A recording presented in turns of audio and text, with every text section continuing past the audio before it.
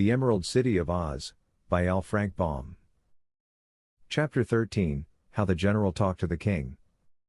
When General Goof returned to the cavern of the Gnome King, His Majesty asked, "Well, what luck? Will the Whimsies join us?" "They will," answered the general. "They will fight for us with all their strength and cunning." "Good!" exclaimed the king. "What reward did you promise them?"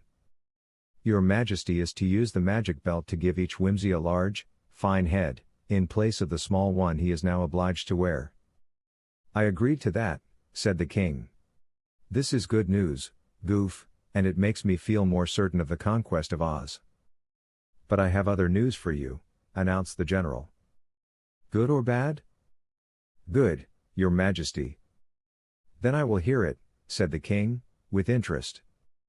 "The Growlywogs will join us." "No!" cried the astonished king. "Yes, indeed," said the general. "I have their promise." "But what reward do they demand?" inquired the king, suspiciously, for he knew how greedy the Growlywogs were.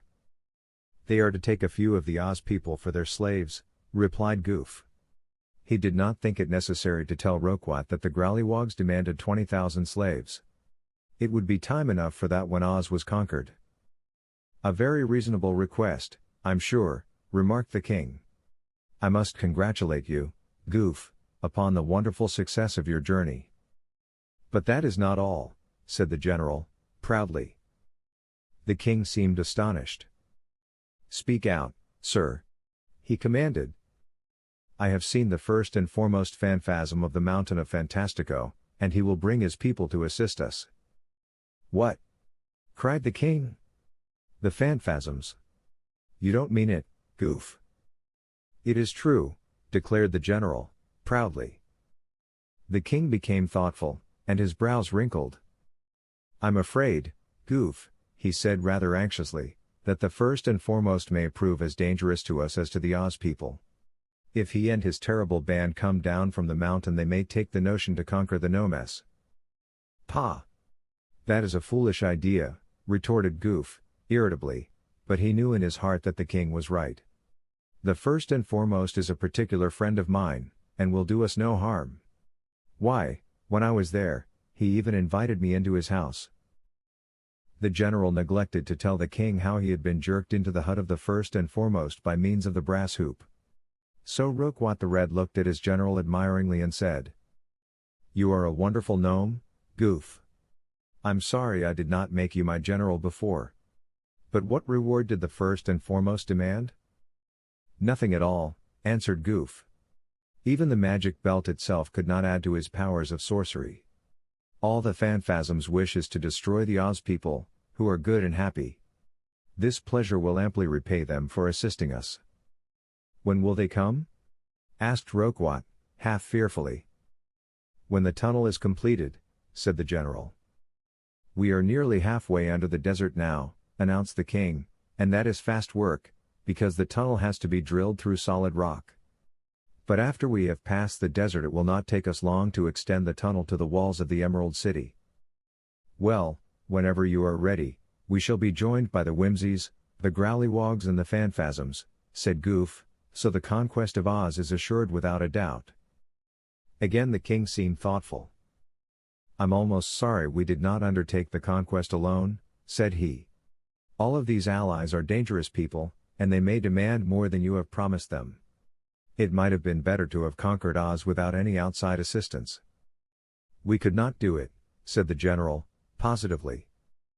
"Why not, Goof?" "You know very well. You have had one experience with the Oz people, and they defeated you." "That was because they rolled eggs at us," replied the king, with a shudder. "My Gnomes cannot stand eggs, any more than I can myself. They are poison to all who live underground." "That is true enough," agreed Goof. "But we might have taken the Oz people by surprise, and conquered them before they had a chance to get any eggs. Our former defeat was due to the fact that the girl Dorothy had a yellow hen with her.